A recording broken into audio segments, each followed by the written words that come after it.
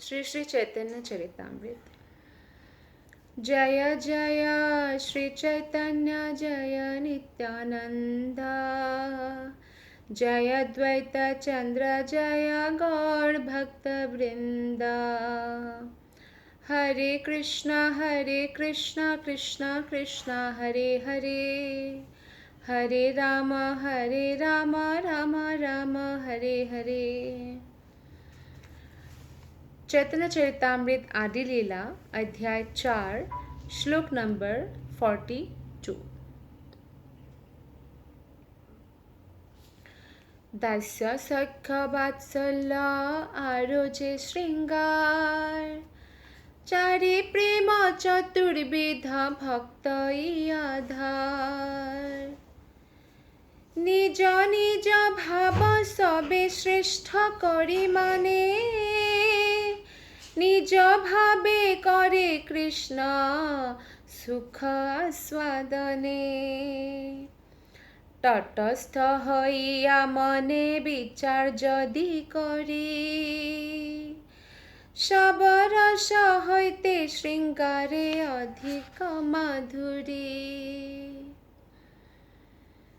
तो ये जो 3 श्लोक हमने पढ़ा 42, 43 एंड 44, यहाँ पे बताया गया है कि भगवान के साथ संबंध बनाने के लिए जो 4 प्रकार का मुख्य रस है।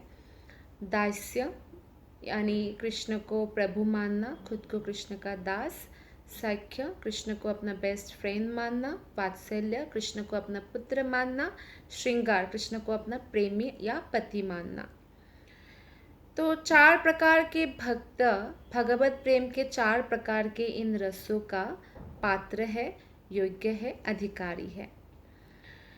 हर प्रकार के भक्त का यह मानना है कि भले ही वो दास्य भाव में हो, जैसे हनुमान जी दास्य भाव में है और अर्जुन साख्य भाव में है, यशोदा मैया वात्सल्य भाव में है, गोपिकाएं श्रृंगार रस में है, माधुर्य भाव में। तो हर प्रकार का भक्त, जैसे ये 4 प्रकार के भाव के भक्त है, वो यही मानते हैं कि उनका भाव सर्वश्रेष्ठ है और इस प्रकार उस भाव में वो भगवान कृष्ण के साथ परम सुख का आस्वादन करता है। किंतु अगर हम तटस्थ होकर इन भावों की तुलना करें, तटस्थ होकर मतलब न्यूट्रल होकर, कि इन भावों की हम तुलना अगर करने जाएं तो हम पाएंगे कि जो माधुर्य रस है यानी श्रृंगार रस, ये इसमें सबसे अधिक मधुरता है और मधुरताओं में ये सर्वश्रेष्ठ है। तो भक्ति रसामृत सिंधु से 45 श्लोक लिया गया है यहाँ पे। यथोत्तरामसो स्वाद विशेषोल्लासमय्यपि, रतिर्वासनया स्वाद्वी भासते कापि कस्यचित्। उल्लासमय रति प्रेम विभिन्न स्वादों में एक दूसरे से बढ़कर अनुभव की जाती है, किंतु जिस रति का स्वाद क्रमशः उच्चतम होता है वो माधुर्य रस के रूप में प्रकट होती है।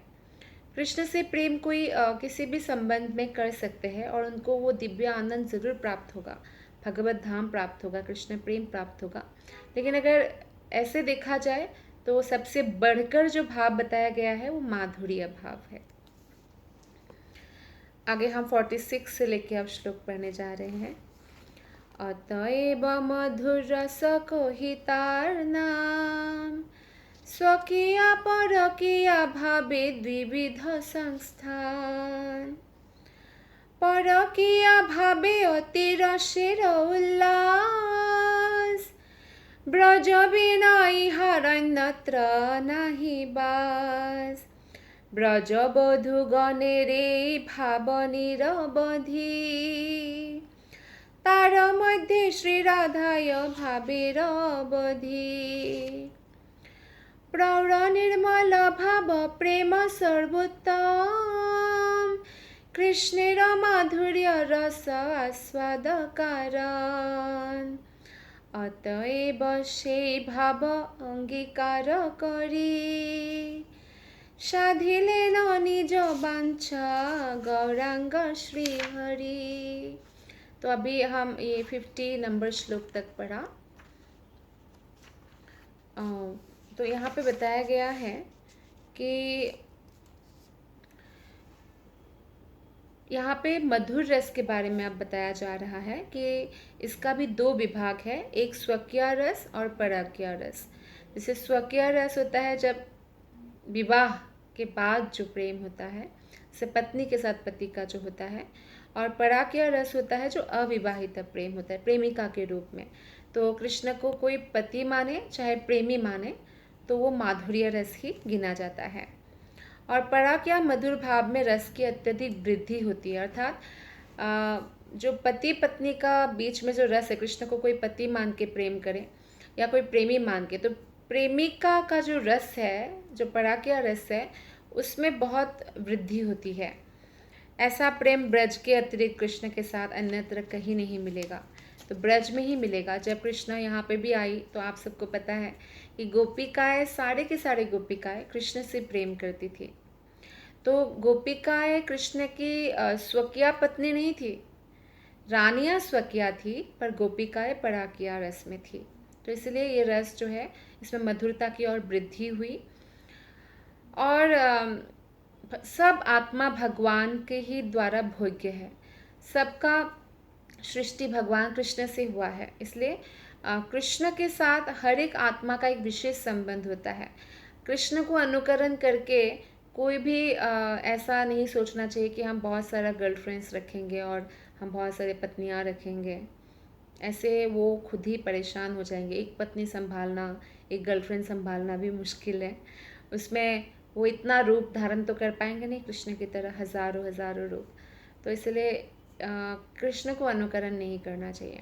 और जहाँ तक बात है श्रीमती राधा रानी का ही विस्तार है, समस्त गोपियाँ और समस्त द्वारका की रानियाँ भी, और वैकुंठ जगत में समस्त लक्ष्मियाँ भी।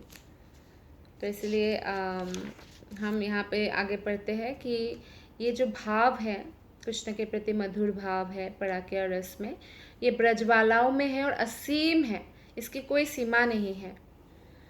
और इसमें गोपिकाओं में भी सर्वश्रेष्ठ जो है वो श्रीमती राधा रानी में है। राधा रानी इसमें पूर्णता प्राप्त की है, इसलिए राधा रानी सबसे श्रेष्ठ भक्त है कृष्ण की। राधा रानी का शुद्ध परिपक्व प्रेम, परिपक्व मतलब मेच्योर्ड, ये प्रेम मेच्योर्ड है बिल्कुल राधा रानी का, और बहुत ही ऐसे उच्च कैटेगरी में है कि वहाँ तक कोई भी नहीं पहुँच सकता है। तो राधा रानी का शुद्ध परिपक्व प्रेम अन्य सभी के प्रेम को पार कर जाता है, इसलिए राधा रानी सबके द्वारा पूजनीय है। भगवान शिव जी ने भी राधा रानी की पूजा की है। राधा रानी के लिए वो राधा कृपा कटाक्ष की रचना करते हैं।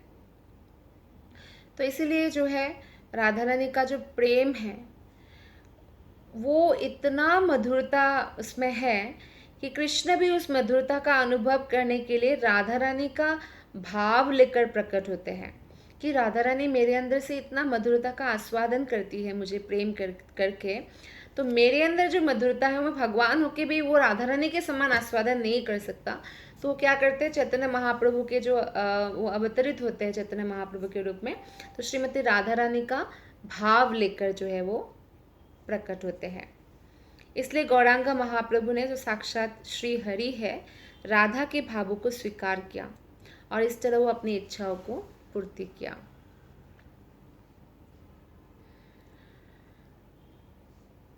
तो यहाँ पे हम देखते हैं कि कई लोग ऐसे भी सोचते हैं कि शायद कृष्ण गोलक वृंदावन में निरंतर उपभोग करते रहते हैं, लेकिन पराकिया रस का उपभोग करने के लिए उनको वृंदावन या हमारे भौम वृंदावन में ब्रज में आना होता है। किंतु वृंदावन के जो 6 गोस्वामी हैं, रूप गोस्वामी, सनातन गोस्वामी और रघुनाथ दास गोस्वामी, रघुनाथ भट्ट गोस्वामी, गोपाल भट्ट गोस्वामी, जीव गोस्वामी, ये 6 प्रधान गोस्वामी, उन्होंने बताया कि ब्रज में कृष्ण की लीलाएं गोलक वृंदावन की अन्य लीलाओं के समान ही शाश्वत है। ब्रज गोलक वृंदावन का एक गुह्य अंश है। गोलक वृंदावन से जब भगवान आते हैं तो अपने साथ वृंदावन लेकर आते हैं, और इसलिए गोलक का ही गुह्य अंश है वृंदावन, कोई अंतर नहीं है। कृष्ण ने इस धरातल पर अपनी ब्रज लीलाएं प्रदर्शित की, और ऐसी ही लीलाएं गोलक वृंदावन में स्थित ब्रज में नित्य प्रदर्शित होती है, जहाँ पराक्या रस का नित्य अस्तित्व है। तो वहाँ पे हमेशा ही होता है, जो लीला यहाँ पे हुआ है वह हमेशा ही होता है। यहाँ पे तो कभी कभी प्रकट अवस्था में होते हैं और बाकी अप्रकट अवस्था में होता है, तो हर हर कोई नहीं देख पाते हैं, लेकिन गोलक में तो ये नित्य ही होता है, और वहाँ के सभी निवासी उसको देख सकते हैं। कृष्ण इस भौतिक जगत में द्वापर युग के अंत में वैवस्वत मनु के 28वें चतुर्युग में प्रकट होते हैं, और अपने साथ अपने ब्रजधाम को लेकर आते हैं। जब भी आते हैं अपने भक्तों को लेकर आते हैं। तो जिस प्रकार भगवान अपनी ही अंतरंगा शक्ति द्वारा प्रकट होते हैं कृष्ण, उसी तरह वे अपनी उसी अंतरंगा शक्ति के माध्यम से अपनी सारी साज सामग्री भी लेकर आते हैं। जितना भी जो भी चाहिए सब कुछ लेके आते हैं। तो पराकिया भाव जो है वही दिव्य क्षेत्र में, गोलक वृंदावन हो चाहे भौम वृंदावन हो, ब्रज में ही पाया जाता है, अन्यत्र नहीं पाया जा सकता। यह सर्वोच्च भाव दिव्य जगत की गुह्यतम अंश में ही पाया जाता है। इसलिए बताया जाता है कि रागानुगा भक्ति के लिए सर्वोत्तम है कि कोई ब्रज में निवास करे और अपने प्रामाणिक गुरु के निर्देशन में भक्ति को आगे बढ़ाए। और अगर कोई ब्रज में शरीर से निवास नहीं भी कर पा रहे हैं, तो जब भी मौका मिले वो ब्रज में जाए, वृंदावन में जाए, भगवान का दर्शन करे, कीर्तन करे, माला करे, रहे वहाँ पे, निवास करे कुछ दिन, जब भी छुट्टी मिले, और अन्यथा वो मन से निवास कर सकते हैं। तो भगवान की हेतु की कृपा है कि वो ब्रज को यहाँ भी लेके आते हैं। तो यहाँ पे हम ब्रज जाके वो लाभ उठा सकते हैं, भगवान के प्रति हमारे प्रेम को बढ़ा सकते हैं। दिव्य माधुर्य रस को आत्मसात करने की पराकाष्ठा श्रीमती राधा रानी द्वारा प्रदर्शित की जाती है, जिनकी भावनाएं स्वयं भगवान की समझ से भी बाहर है कि राधा रानी मुझसे इतना प्रेम करती, एक भक्त इतना प्रेम कृष्ण से कर रहे हैं कि कृष्ण राधा रानी को देखकर जितना प्रसन्न होते उससे डबल राधा रानी को प्रसन्नता मिल रही है कृष्ण को देखकर। फिर राधा रानी की प्रसन्नता बढ़ती हुई देखकर जब कृष्ण और डबल प्रसन्न हो रहे, तो कृष्ण से और डबल राधा रानी प्रसन्न हो रहे। इसलिए ऐसा बताया गया है कि बहुत मुश्किल है समझना। इस दिव्य रस के माध्यम से भगवान के गुणों का आस्वादन करने में श्रीमती राधा रानी जो है एकदम पारंगत है, और इसलिए भगवान ने श्री गौरांग महाप्रभु के रूप में राधा रानी का पद ग्रहण करना स्वीकार किया। तभी उन्होंने पराकिया रस की सर्वोच्च अवस्था का आस्वादन किया। एक भक्त के रूप में भगवान आए, जैसा दिव्य धाम ब्रज धाम में होता है वैसे ही उन्होंने आस्वादन किया।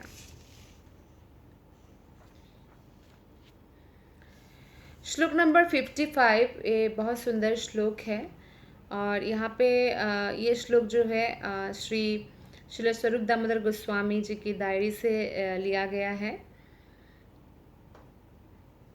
राधा कृष्ण प्रणय विकृतिराह्लादिनी शक्तिरस्मत्, राधा कृष्ण प्रणय विकृतिराह्लादिनी शक्तिरस्मत्, एकात्मनावपि भुवि पुरदेहभेदं गतोतो, चैतन्याख्यं प्रकटमधुना तद्वयं चैक्यमाप्तं, राधाभावद्युतिसुवलितं नौमि कृष्णस्वरूपम।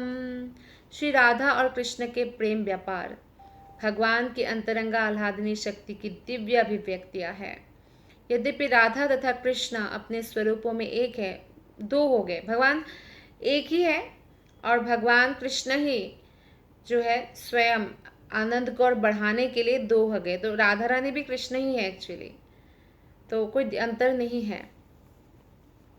राधा तथा कृष्ण अपने स्वरूपों में एक है, इस श्लोक में बताया गया है, किंतु उन्होंने अपने आप को शाश्वत रूप से पृथक कर लिया है। क्यों? क्योंकि आनंद को बढ़ाने के लिए, माधुर्य रस को बढ़ाने के लिए। तो अब जब चैतन्य महाप्रभु बनकर आए भगवान, तो फिर से एक हो गए, क्योंकि राधा रानी का भाव, राधा रानी का अंग कांति और कृष्ण स्वयं आए, तो एक हो गए, दो से फिर एक हो गए। तो आगे 56 श्लोक में बताया गया है। राधा कृष्ण एक आत्मा दुई देह धरी अन्योन्ये বিলাসে रस आस्वादन करी সেই দুই এক এবে চৈতন্য গোসাই রস আস্বাদিতে দেহি হইলা এক থাঙি রাধিকা হয়ে না কৃষ্ণের প্রণয় বিকার स्वरूप शक्ति आह्लादिनी नाम যাহার আহ্লাদিনী করায় কৃষ্ণে আনন্দ আস্বাদন আহ্লাদিনীর द्वारा करे भक्तेर पोषण। बहुत सुंदर श्लोक है। तो इसमें बताया गया है कि राधा कृष्ण एको आत्मा दुई देह धोरी। राधा कृष्ण एक आत्मा, तो राधा और कृष्ण एक ही है, अलग नहीं है, और उन्होंने दो शरीर धारण कर रखे हैं। इस तरह वे प्रेम जो रसास्वादन है, प्रेम का जो रस का आस्वादन है, वो करते हुए एक दूसरे का उपभोग करते हैं। श्री कृष्ण शक्तिमान है और राधा रानी उनकी शक्ति है, अंतरंगा शक्ति है। वेदांत दर्शन के अनुसार शक्ति और शक्तिमान में कोई अंतर नहीं है। शक्तिमान है तो शक्ति है, और शक्ति है शक्तिमान है, कोई अंतर नहीं, दोनों एक ही है। जैसे अग्नि है तो उष्मा है, अग्नि कहीं जलाएंगे तो गर्माहट तो देंगे, तो गर्माहट से पता चल रहा है कि अग्नि है। तो ऐसे कृष्ण शक्तिमान है, राधा रानी शक्ति है। राधा नाम ही बतलाता है कि वे कृष्ण के विलास के शाश्वत रूप से सर्वोच्च स्वामिनी है। राधा रानी अगर ऐसे बोल देना कि ये अच्छा भक्त है, तो कैसा भी भक्त हो, कृष्ण मना नहीं कर सकते, उनको एक्सेप्ट करना ही पड़ता है, भगवत धाम में आने देना ही पड़ता है। तो राधा रानी की बात कृष्ण कभी नहीं मना कर सकते। ऋणी हो चुके हैं राधा रानी, इतना प्रेम करते हैं कृष्ण से, तो कोई भी स्वार्थ के बिना। तो इसलिए हम अगर राधा रानी से प्रार्थना करते हैं और राधा रानी के प्रति जो है ये जानते हैं कि वो हमारे स्वामिनी है, तो आसान हो जाता है बहुत। और राधा रानी के ये रिप्रेजेंटेटिव होते हैं आध्यात्मिक गुरु। जब आध्यात्मिक गुरु की आज्ञाओं को हम पालन करते हैं तो हमारे लिए और आसान हो जाता है कृष्ण प्रेम प्राप्त करना, भगवत धाम वापस जाना। इस तरह वे जीव की सेवा को श्री कृष्ण तक पहुंचाने का माध्यम है श्रीमती राधा रानी, और इसलिए वृंदावन के भक्त श्रीमती राधा रानी की कृपा चाहते हैं। आप देखेंगे वृंदावन में ज़्यादातर ये बोलते हैं राधे राधे राधे राधे। रिक्शा वाला रिक्शा चला रहे, कोई घंटी नहीं है कि हटो साइड तो कुछ बजाना है, ना भोपू लगाते हैं ना घंटी लगाते हैं, बस जोर से बोलेंगे राधे राधे और सब लोग साइड हो जाते हैं। तो ऐसे होते हैं। इसलिए वृंदावन के भक्त श्रीमती राधा रानी की कृपा चाहते हैं, जिससे वे श्री कृष्ण के प्रिय सेवक के रूप में स्वीकृत हो सके। श्री चैतन्य महाप्रभु, ये जो मशीन युग है ना, ये लोह युग है एक्चुअली, लोहा का, हर चीज़ लोहा का, गाड़ी में भी सब जगह, तो लोह युग है ये। और बद्ध पतितात्माओं को भगवान के सर्वोच्च दिव्य संबंध के बारे में बताने के लिए और किन नियमों को पालन करने से आप जो है भगवान तक पहुंच सकते हैं, वो बताने के लिए स्वयं चैतन्य महाप्रभु आए हैं, स्वयं कृष्ण भक्त रूप में आए हैं। उनकी अंतरंगा शक्ति सर्वप्रथम सत के रूप में, अर्थात भगवान के अस्तित्व कार्य का विस्तार करने वाले अंश के रूप में प्रकट होती है। यही शक्ति पूर्ण ज्ञान प्रदर्शित करने पर चित्त या संवित कहलाती है, जो भगवान के दिव्य रूपों का विस्तार करती है। अंत में वही शक्ति आनंद प्रदान करने के लिए आह्लादिनी कहलाती है। अंतरंगा शक्ति ही है, तो आनंद प्रदान करने के लिए आह्लादिनी नाम है। और जब शाश्वतता के लिए जो है उनको पूर्ण शक्ति पूर्ण ज्ञान प्रदर्शित करने पर चित या संवित कहते हैं। और सत मतलब शाश्वतता, सत चित आनंद, तो भगवान में सब कुछ पूर्ण है। सत मतलब शाश्वतता मतलब कोई मरने वाला नहीं है, हमेशा रहने वाला है। चित मतलब पूर्ण ज्ञान, और आनंद मतलब पूर्ण आनंद, आह्लादनी शक्ति। तो अंत में वही शक्ति आनंद प्रदान करने के कारण आह्लादनी कहलाती है। तो इस प्रकार भगवान अपने अंतरंगा शक्ति के 3 दिव्य विभागों में प्रदर्शित करते हैं। तो श्रीमती राधिका कृष्णा प्रेम की रूपांतर है, वे आह्लादिनी नामक उनकी अंतरंगा शक्ति है राधा रानी। तो बहिरंगा शक्ति है दुर्गा देवी महामाया, जो भौतिक जगत की परिचालना करते हैं। और आह्लादिनी नामक उनकी अंतरंगा शक्ति है श्रीमती राधिका, जो समस्त आध्यात्मिक जगत की जो है मालकिन है, अर्थात आध्यात्मिक जगत जो है उनके द्वारा ही एक्चुअली परिचालित होता है।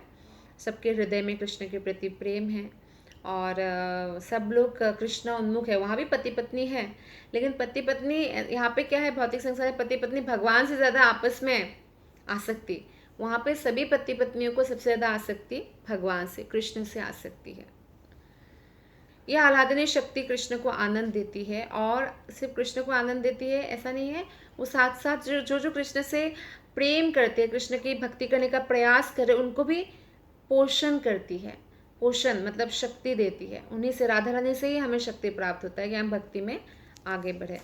तो पूर्ण पुरुषोत्तम भगवान की 3 अंतरंगा शक्तियाँ हैं। आह्लादिनी शक्ति, आनंद प्रदायिनी शक्ति, संधिनी शक्ति या अस्तित्व की शक्ति, या संवित शक्ति या ज्ञान शक्ति। संधिनी शक्ति मतलब शाश्वतता, और संवित शक्ति का मतलब है ज्ञान, पूर्ण ज्ञान, और आह्लादिनी मतलब आनंद प्रदायिनी शक्ति। जब भगवत कृपा से किसी भक्त में भगवान की आह्लादिनी शक्ति प्रकट हो जाती है तो उस प्राकट्य को भगवत प्रेम कहा जाता है। तो भगवत प्रेम जो है, अगर किसी के हृदय में भगवत प्रेम यानी कृष्ण के प्रति प्रेम जागृत हुआ है, वो आह्लादिनी शक्ति का ही दूसरा उपनाम है। तो उनकी एक ही आध्यात्मिक शक्ति 3 रूपों में प्रकट होती है, सत चित आनंद, है ना, ऐसे प्रकट होते हैं। आह्लादिनी उनके आनंद का पक्ष है, संधिनी नित्य अस्तित्व का, और संवित जो है ज्ञान के रूप में स्वीकार किया जाता है। तो ये 3 शक्ति हमें भगवान का बहुत इम्पॉर्टेंट है, संधिनी, संवित और आह्लादिनी। इसलिए भौतिक जगत में भगवान की लीलाएं तथा उनके स्वरूप जब भी होता है, तनिक भी भौतिक नहीं होते हैं, वो नितांत आध्यात्मिक स्तर पर ही होते हैं। लेकिन संसारी लोग ये नहीं समझ पाते हैं, वो भगवान को भी भगवान नहीं समझ पाते हैं, सोचते हैं कि कृष्ण आए होंगे, राम आए होंगे, शायद कोई मनुष्य होगा ऐसा। तो संसारी सत्वगुण में रजोगुण तथा तमोगुण का स्पर्श रहता है। संसार में अगर कोई सत्वगुण में भी रहे, रजोगुण तमोगुण में भी मिक्स हो जाता है, कई बार स्पर्श रहता है। इसलिए संसारी सत्व मिश्रित होने के कारण मिश्र सत्व कहलाता है।